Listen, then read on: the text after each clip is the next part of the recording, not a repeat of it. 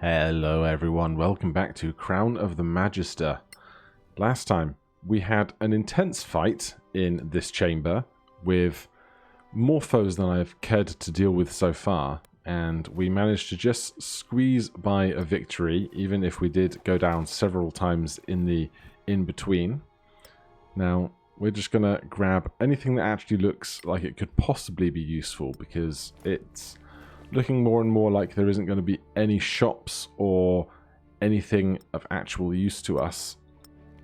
So we'll take kind of spell and crafting ingredients on the off chance that we can actually make a magical weapon or something at some point, but otherwise we're just going to leave all of the other weaponry and stuff that we don't need.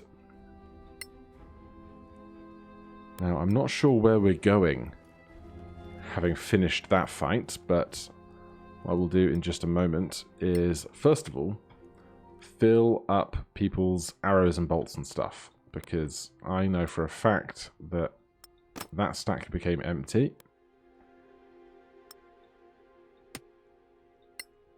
So that's good, we're prepared for our next fight. Now let's see if the map has information on any kind of containers. None at all is slightly surprising. We can take this door here. Is there anything further back on this side? Nope, that door is completely barricaded. So, I think it's just going to be going this way.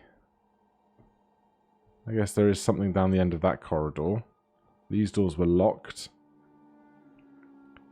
But we might as well take the unknown that's closer to us rather than the unknown that's further. Let's get everyone stealthing.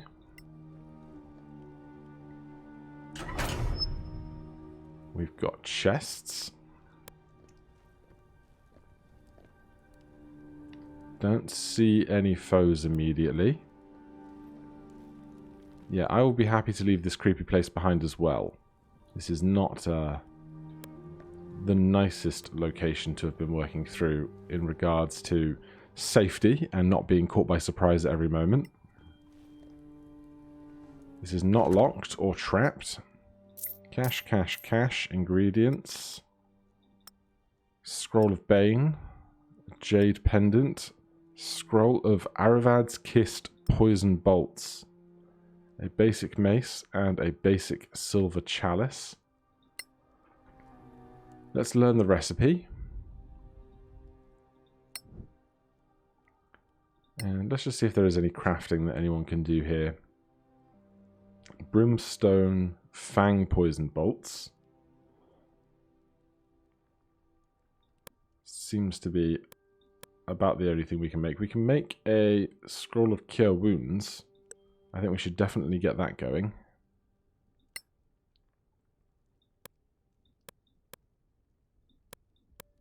And why not make some poison bolts as well?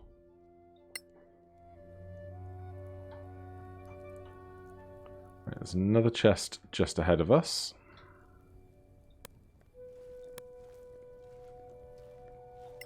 And a loading zone.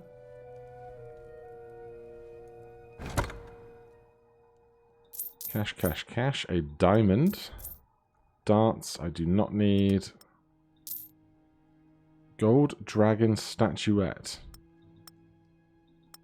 And a flaming bolt. Is that just too heavy? We get another type of crossbow recipe. I wonder if the game's trying to tell us something. Scroll of Raise Undead should probably be with the Cleric. I think they could probably cast that. I would love to get to level 5 before any really dangerous encounters, particularly because that will give us level 3 spells, and that's going to be quite the difference maker in our ability to navigate some of these combats, but we'll take what we can get at this time. There's 2 more chests on this side of things.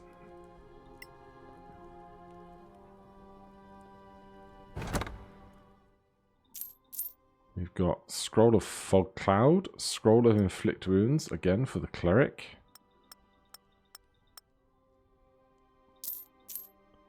Crafting Potion of Healing, Crafting half plate of sturdiness.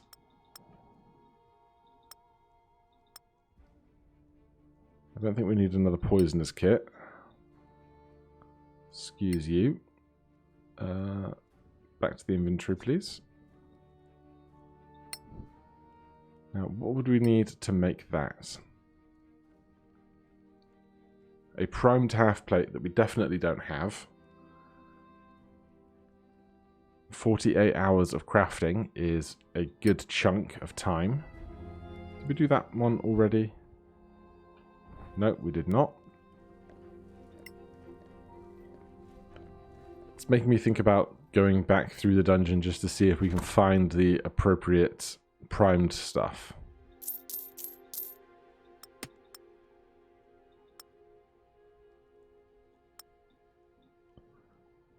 We have way too much stuff.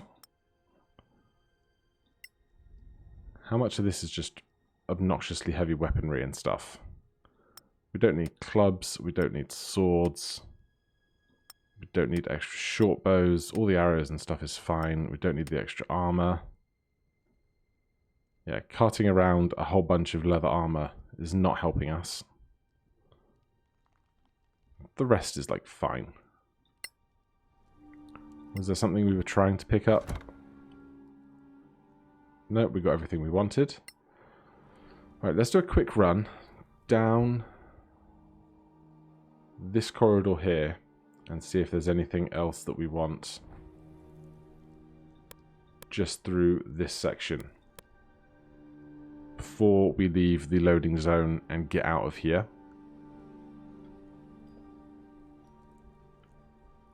I'm just gonna take off my sweatshirt.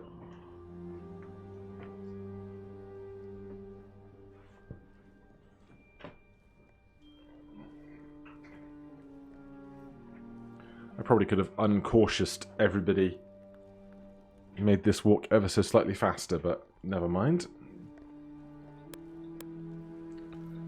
No sign of any traps.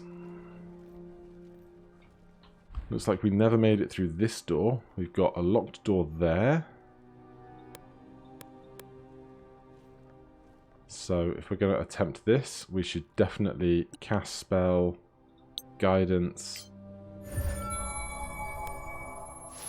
then try and pick. Door cannot be opened. Alright then, that's no good to us. Excuse me, grab everybody. And up here, just a whole lot of nothing then. Right, well, that leaves us with not very much choice, although this door says click to open and close, not locked.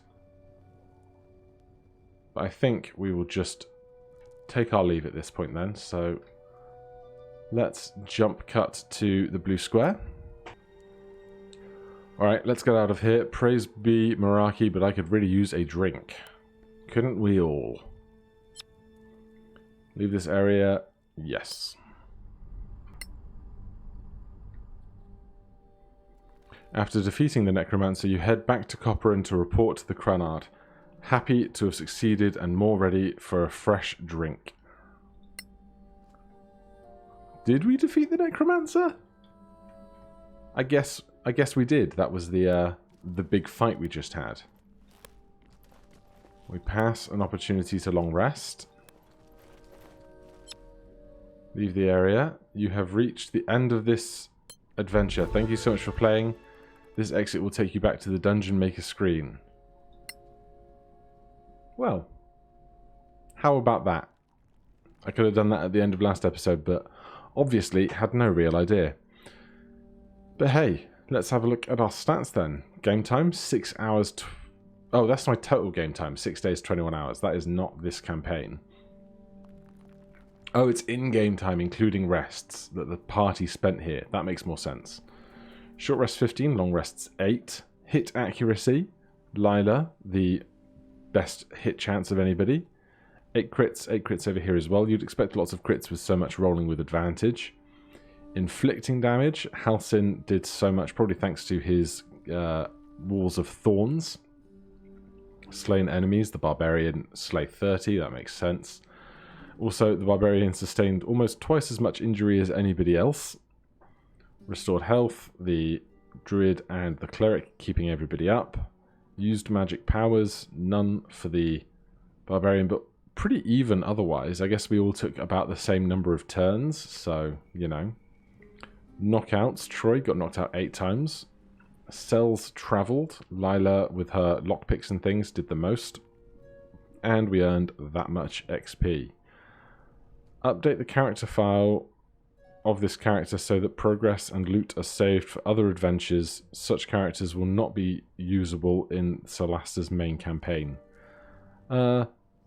Sure.